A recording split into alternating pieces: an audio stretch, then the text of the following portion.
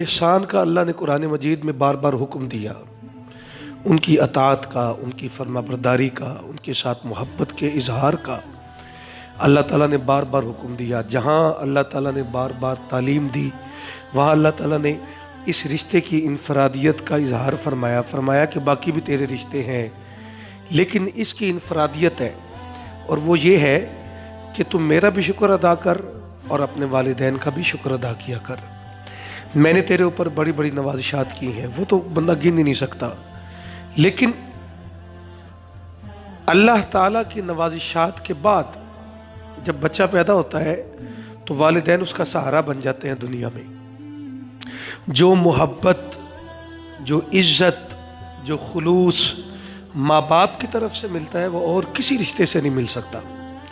بچے کی خوشی میں سب سے زیادہ ماں باپ خوش ہوتے ہیں، اور بچے کے دکھ میں سب سے زیادہ ماں باپ دکھی ہوتے ہیں۔ بچے کی تکلیف ماں باپ کی تکلیف ہے، اور بچے کی خوشی ماں باپ کی خوشی ہے۔ بچے خوش ہوں تو ماں باپ جوان رہتے ہیں، اور بچوں کا دکھ ماں باپ کو بوڑھا کر دیتا ہے۔ تو احسانات کا اللہ نے حکم دیا۔ میں آپ کو آج باپ کی عزت سے متعلق کہ باپ کو دین نے کیا عزت دی۔ ماں کی شان تو آپ سنتے رہتے ہیں نعت خوانوں سے، مقرروں سے، اور جناب پتہ نہیں کون کون لوگ ماں کی شان بیان کرتے ہیں، لیکن ہمارے دین نے باپ کو جو عزت دی، جو مقام دیا، آئیے آج وہ بھی سنیے کہ نبی کریم صلی اللہ علیہ وآلہ وسلم نے اپنی امت سے مخاطب ہو کے فرمایا تمہارا باپ تمہاری جنت کا دروازہ ہے۔ اگر تم جنت میں داخل ہونا چاہتے ہو تو یاد رکھو اس کا دروازہ تمہارا باپ ہے۔ اگر تم اپنے باپ کو راضی رکھو گے تو جنت کا دروازہ کھلے گا، لیکن جس کا باپ ناراض ہے اس کے لیے جنت کا دروازہ نہیں کھل سکتا۔ اور یہ بھی آقا کریم علیہ السلام نے فرمایا یاد رکھنا باپ کی رضا میں اللہ کی رضا ہے۔ اللہ بھی اسی سے راضی ہے جس سے اس کا باپ راضی ہے، اور اللہ بھی اسی سے ناراض ہے جس سے اس کا باپ ناراض ہے۔ ایک صحابی، جوان صحابی نبی پاک صلی اللہ علیہ وآلہ وسلم کی بارگاہ میں حاضر ہوئے، عرض کہ یا رسول اللہ صلی اللہ علیہ وسلم، میرا باپ ہر چیز پر اپنی ملکیت کا اظہار کرتا ہے۔ میں بڑا ہوا ہوں تو اب میں خود کماتا ہوں اور خود محنت کرتا ہوں، میرے بیوی بچے بھی ہیں، جو چیز میں لے کے آتا ہوں میرا باپ کہتا ہے یہ میری ہے۔ بڑھاپے میں ماں باپ اپنی اولاد کی طرف دیکھتے ہیں اور دل میں یہ خیال کرتے ہیں کہ ہم نے آج تک اپنے بچوں کو پالا ہے، اب دیکھتے ہیں کہ ہمارے بچے ہمارے ساتھ کیا کرتے ہیں۔ ہم سمجھتے ہیں کہ شاید ہمارے پیسوں کے ہمارے ماں باپ محتاج ہیں۔ ماں باپ پیسوں کے محتاج نہیں ہوتے۔ جن کو بچپن سے لے کے بڑھاپے تک اللہ نے پالا ہے وہ کسی کے محتاج نہیں ہو سکتے۔ وہ تمہارے پیسوں کے محتاج نہیں ہوتے، وہ تو صرف تمہارے رویوں کو دیکھنا چاہتے ہیں کہ کہیں تمہارے رویوں میں تکبر تو نہیں آ گیا۔ وہ بدبخت لوگ جو ماں باپ کو گالیاں دیتے ہیں، وہ بدبخت لوگ جنہوں نے ماں باپ کو دارالامان پہنچا دیا، وہ بدبخت لوگ کہ جن کے ماں باپ خون کے عنصر ہوتے ہیں، ان کے لیے یہ بات سبق آموز ہے۔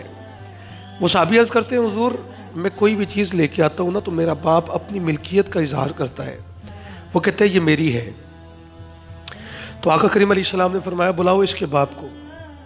باپ اس دور کا ایک بہت بڑا شاعر تھا، تو جب اس کو بتایا گیا نا کہ تجھے طلب کیا گیا ہے بارگاہ نبوی سے، طلب کیا گیا ہے، تو باپ نے پوچھا کیوں؟ تو بتایا گیا کہ تیرے بیٹے نے تیری شکایت کی ہے۔ تو دل میں خیال آیا، اور وہ خیال اشعار کی صورت میں اترے۔ جو دل میں خیالات آئے نا، اور وہ بیٹے کے بچپن سے خیالات شروع ہوئے کہ میرے بیٹے جب تو بچپن میں جب تو پیدا ہوا نا تو انگلی ہلانے کی بھی طاقت تیرے اندر کوئی نہیں تھی، تو روتا تھا تو اپنی بھوک کا اظہار کرتا تھا، تو روتا تھا تو اپنی نیند کا اظہار کرتا تھا۔ دو ہی تیرے کام تھے، ایک رونا، دودھ پینا اور سو جانا، بس اور تیرا کوئی کام نہیں تھا۔ ہم نے تجھے عزت بھی دی، ہم نے تجھے طاقت بھی دی، سارا دن میں کماتا رہا اور اپنی طاقت کا رس نچوڑ کر تیرے جسم میں منتقل کرتا رہا۔ ساری رات تیری ماں نے اور میں نے جاگ کر گزاری، تیرے دکھ میں ہم دکھی رہے اور تیری خوشیوں کو ہم اپنی خوشیاں مانتے رہے۔ اپنی خوشیاں مان کر تیرے ساتھ چلتے رہے، اپنے آپ کو ایک خشک لکڑی کے مانند جھکا کر تجھے ایک تناور درخت کے مانند بنایا۔ اور آج وقت تھا، بچپن میں تو ہماری انگلی پکڑ کے چلتا تھا، آج وقت تھا کہ ہم تیرا ہاتھ پکڑ کے چلتے اور تیرے سہارے سے چلتے، لیکن آج حالات یہ ہیں کہ تو نے اپنی چیزوں کو بھی ہمیں اپنا نہ کہنے دیا، تو اتنا پیچھے ہٹا اور اس قدر تو خود غرض ہو گیا اور اپنی دنیا میں مست ہو گیا کہ اپنے ماں باپ کے احسانات کو بھی تو نے بھلا دیا۔ یہ خیالات اس کے دل میں تھے۔ وہ نبی پاک علیہ السلام کی بارگاہ میں حاضر ہوا تو غیب کا علم جاننے والے میرے نبی، جن کو رب نے غیب کا علم عطا کیا، فلا یظہروا علی غیبہ احدا الا من ارتضی من رسول، کہ جن کے بارے میں اللہ نے فرمایا کہ اللہ کسی کے سامنے اپنا غیب ظاہر نہیں فرماتا، الا من ارتضی، ہاں وہ جو مرتضی ہو، من رسول، رسولوں میں سے، تو مرتضی تو میرا نبی ہے، یہ میرے نبی کا صفاتی نام ہے۔ تو پتہ یہ چلتا ہے کہ غیب کا علم اللہ نے اپنے محبوب کو عطا کیا۔ تو نبی پاک علیہ السلام کے سامنے آئے، حضور نے فرمایا کہ بھائی تیرا کیس ہم بعد میں سنیں گے، پہلے وہ نظم سنا۔ عرض کہ یا رسول اللہ کون سی نظم؟ حضور نے فرمایا وہ جو ابھی تیری زبان پہ نہیں آئی، لیکن میرے رب نے عرش معلیٰ پر بیٹھ کر سن لی ہے، ابھی تیرے دل میں تھی لیکن رب نے سن لی ہے، انہ علیم بذات الصدور۔ وہ تیرے دل میں جو بات تھی نا، وہ جو اشعار تھے وہ اللہ نے سن لیے ہیں۔ تو باپ نے جب اشعار پڑھے تو باپ پڑھتے پڑھتے آنکھیں بند کر بیٹھا اور نبی پاک علیہ السلام نے سننا شروع کیے۔